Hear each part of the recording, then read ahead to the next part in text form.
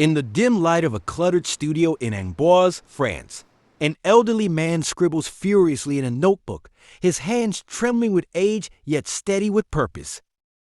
Around him lie scattered pages filled with sketches of flying machines, anatomical dissections, swirling vortices of water, and the faint smile of a woman whose portrait he has carried across continents for 16 years.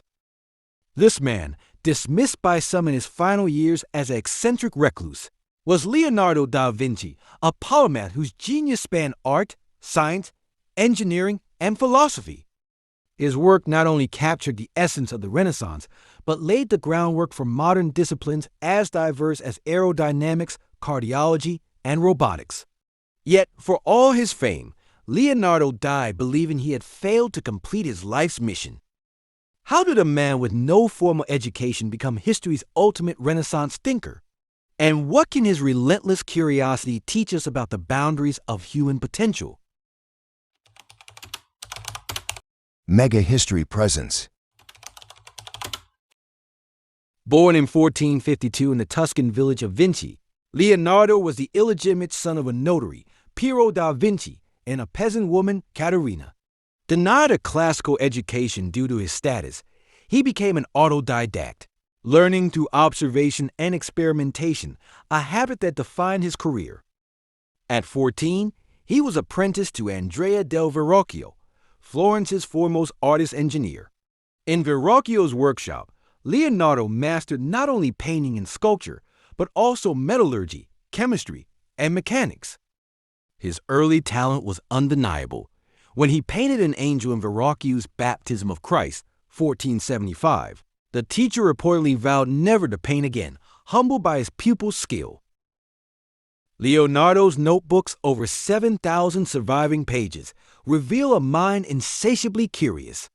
He dissected cadavers to map the human heart's ventricles, studied light refraction to perfect sfumato, his signature smoky blending of colors, and sketched prototypes for helicopters, tanks, and solar-powered machines centuries before their time.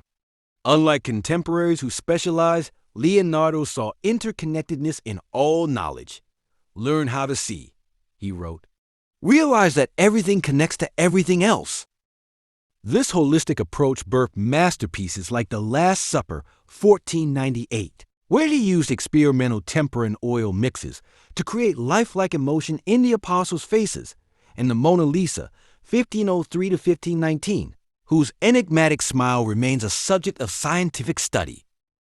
Ophthalmologists now attribute her ambiguous expression to Leonardo's understanding of peripheral vision and the optic nerve's limitations. But Leonardo's scientific rigor often clashed with Renaissance norms. His anatomical studies, conducted in secret, challenged Galen's ancient medical theories. In 1508, he injected wax into a bull's heart to model its chambers, creating the first known cast of a ventricle. He accurately described atherosclerosis decades before it was medically recognized and drew the human fetus in utero with startling accuracy. Yet these discoveries remain hidden. Had they been published, they might have accelerated medical science by 200 years. Leonardo's engineering feats were equally revolutionary. In 1482, he penned a job application to Ludovico Sforza, Duke of Milan, boasting mostly of his military inventions, divertible river channels, portable bridges, and only briefly mentioning his art as Sforza's engineer. He designed a 24-foot bronze horse statue, unfinished due to war, and envisioned an ideal city with tiered streets, sanitation systems, and ventilation to combat plague. Later, for Cesare Borgia, he mapped the town of Imola with such precision that modern cartographers still marvel at its accuracy. His Codex on the Flight of Birds, 1505, analyzed avian aerodynamics, inspiring his designs for ornithopters and gliders. While never built, these concepts align with principles used in today's aviation. Yet Leonardo's life was also marked by frustration. He left dozens of projects incomplete, from the adoration of the Magi to the Sforzo horse. Some attribute this to his perfectionism, others to his tendency to chase new obsessions. His Battle of Anghiari fresco, intended for Florence's Palazzo Vecchio, was abandoned when experimental oil paints melted. Ironically, this unfinished work became as legendary as his finished ones, with artists like Rubens copying fragments before its disappearance. Leonardo's personal life remains shrouded in mystery. He never married, wrote little about his emotions, and faced charges of sodomy in 1476, later dismissed. Some scholars suggest a relationship with his pupil Gian Giacomo Caproti, nicknamed Salai, Little Devil, who inherited the Mona Lisa. Others point to his vegetarianism, love of animals, and disdain for war as clues to his character. His notebooks, written in mirrored script, hint at a man protective of his ideas yet eager to share knowledge. "Iron rusts from disuse," he wrote. "Water loses its purity from stagnation. Even so does inaction sap the vigor of the mind." In 1516, Leonardo accepted an invitation from King Francois I of France, settling at Château du Clos-Luz. Here, he designed a grand palace for the king, a double helix staircase, and possibly an early robotic lion that could walk and present flowers. He died in 1519, reportedly in the king's arms, though historians debate this. His will left manuscripts to Francesco Melzi, a loyal pupil, but over time, the notebooks were scattered across Europe.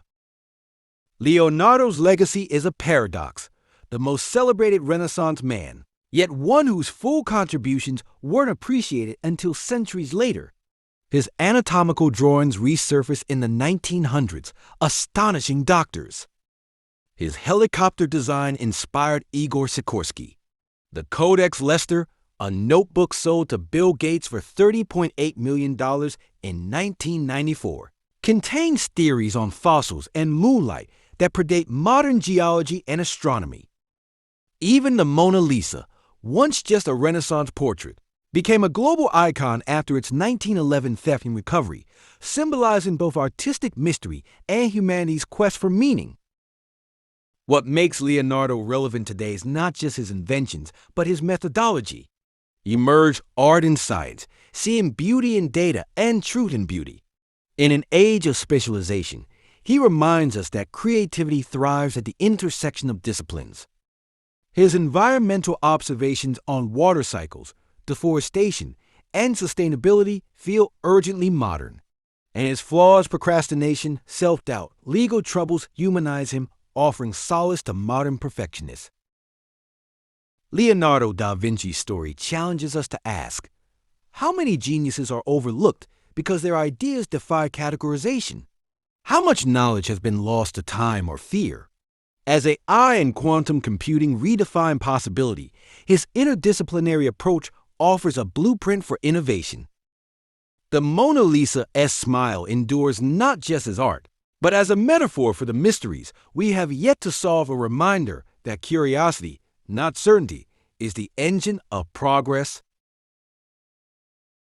Leonardo's life teaches us that genius is not the absence of failure, but the courage to pursue questions without answers. If this exploration of his world resonated with you, share it with fellow seekers of knowledge. Your thoughts? Comment below. Which of Leonardo's unfinished projects do you wish he had completed? For more deep dives in the history's trailblazers, subscribe and stay curious. Learning never exhausts the mind. Leonardo da Vinci,